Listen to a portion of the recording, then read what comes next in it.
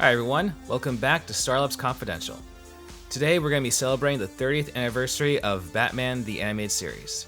And for today's guest is one of the show's most famous directors, Dan Riba. Thank you for being on the show, Dan. Thanks for having me. It's a pleasure to finally do this after so long. So I guess to start off, how did you manage to get started to work with Bruce Timm in the DCAU? Well, when we started, there was no DCAU. That was just Bruce and Eric getting a first shot at trying to do a Batman cartoon. I was working in the industry for like 9 years before the show had started. I got a call from Kevin that he had just gotten hired on a new Batman show, and the promo that Bruce and Eric had done. I'm sure you've seen the promo, right? Oh yeah. Okay. Yeah, that promo had been circulating around the industry, so I already knew about the show, and I wanted so desperately to work on that thing. So when I got the call from Kevin, it was like, come on, this is gonna be fun. Come on in, come on. And so he set up the interview with Bruce. I thought I was gonna be a storyboard artist, but Bruce was like, I need models now. I need models. So you're my character designer. So I guess out of the shows that you've directed, which would you say was your favorite to work on? Yeah, and that's an interesting way of phrasing it, because there are episodes that came out great that I love, and so you always have something that's like, when people go, what's your favorite episode of the old series, or and I kind of go Baby Doll probably, because I think it's one of the ones that it's sort of outside of the box. It's a very weird show.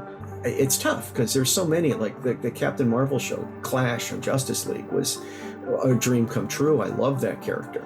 The Creeper episode was one of my favorites because I love the Ditko comic, and I just love Steve Ditko's work, and we actually pulled panels from the comics and his posing and all the leaping and stuff that he would do for various characters. We sort of adopted for the Creeper, and then of course the Legends episode with the Dick Sprang and the Frank Miller stuff. It was amazing. That was actually one of the high points. That was really, really an outstanding episode.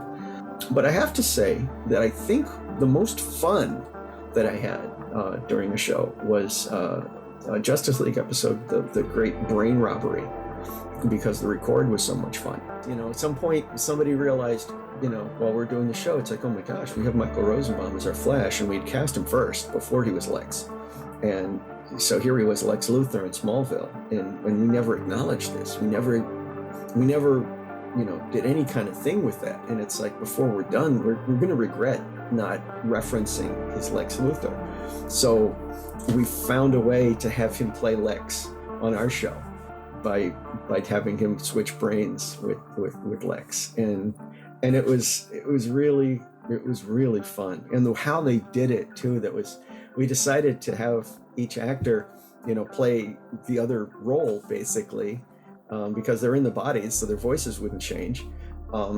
So what we did was had Clancy read his lines as Lex, and then Michael Rosenbaum would do an impersonation. So that was a blast. Oh, and the Mixes Pitlick for Superman, that was a dream. That was it, And I my own regret is never working directly with Gilbert in the room. He was recorded in New York, so I didn't actually get to meet him.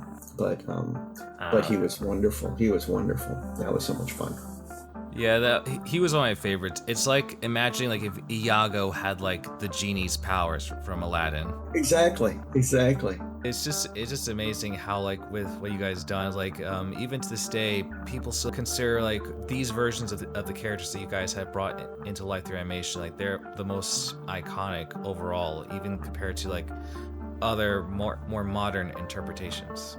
It's nice just to be remembered as one of them, but it's very gratifying that so many people do consider that the case, that you get these movies that are closer to comic book adaptations and things that are direct inspirations, and that's and they're really nice, high quality films, and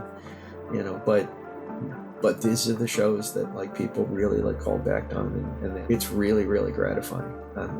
I'll never get tired of hearing people going, "Oh, I grew up with your show, and you made my childhood."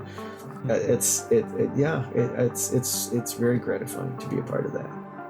I remember being a fan of stuff, you know, and I know that if I wasn't involved in it, I would be a fan of it. So, you know, it's like, it's not just, you know, it's really cool. It's really, really cool. Very much.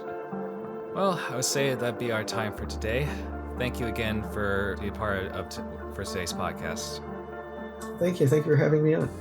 Thank you all for tuning to this podcast, everyone. If you want to see more, be sure to click on the thumbnails and at the bottom of the screen or on the links below. Also, be sure to like and subscribe to this channel for more content. This is BD Knight, signing off.